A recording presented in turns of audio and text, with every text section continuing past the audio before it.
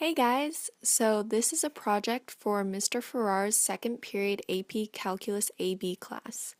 I'm Annika Fromm and I'm going to be walking through a calc problem with you guys.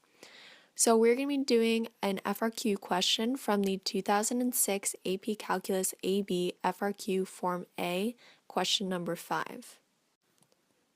So we're going to start with part A.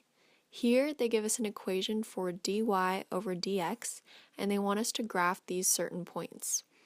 Now dy over dx is the derivative of some formula, meaning that it is the slope of the tangent. So what they want us to do is graph what the tangent line would look like at these 8 points. Let's take an example point and work through how to do that. For example, let's take 1, 1, this point right here. All we need to do is plug these values into the dy over dx formula. What is x? It's 1. What is y? It's also 1.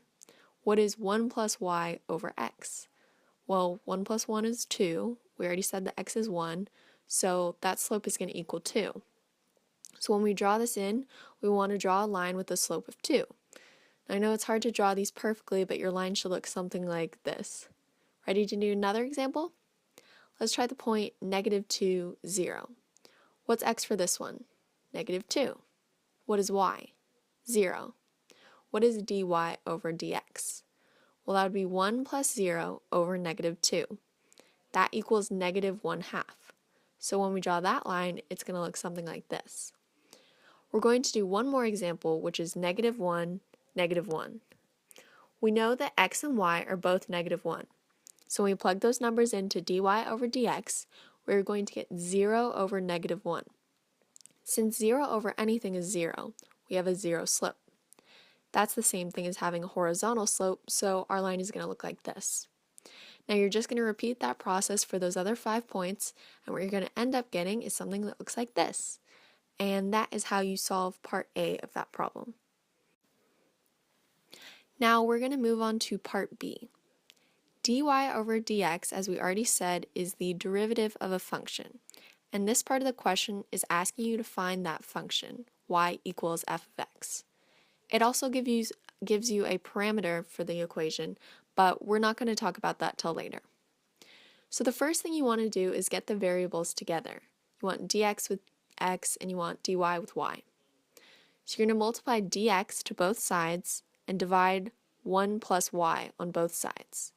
You're going to end up with 1 over 1 plus y dy equals 1 over x dx. Now we can integrate because this side has y and dy and the other side has x and dx. So you're going to draw your integral in and you're going to solve the indefinite integral. We know that the integral of 1 over something is the natural log of the absolute value of that something because you know you can't take the natural log of something negative. So this is what we're going to get on both sides. The natural log of the absolute value 1 plus y equals the natural log of the absolute value of x. And since it's an indefinite integral, we need to add a constant on the end. You could add a constant to both sides, but since we're just going to combine them anyway, I'm going to put it on the x side. In order to get rid of these natural logs, we're going to take e to the power of both sides. Since e to the natural log of a number equals that number, we end up with the absolute value of y plus 1 on this side, and on this side we get e to the natural log of the absolute value of x plus c.